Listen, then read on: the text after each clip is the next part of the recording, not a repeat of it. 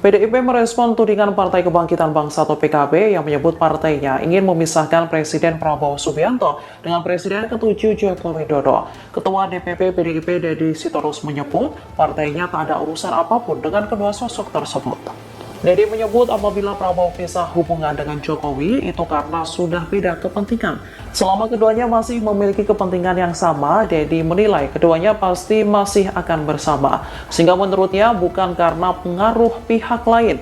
Pasalnya diyakini Deddy dalam politik yang dikedepankan adalah asas keberpihakan dan kepentingan bukan belas kasihan. Lebih lanjut, Deddy mengatakan PDIP saat ini tidak memiliki urusan apapun dengan kedua sosok tersebut, sehingga ia akan bicara lebih jauh perihal isu tersebut.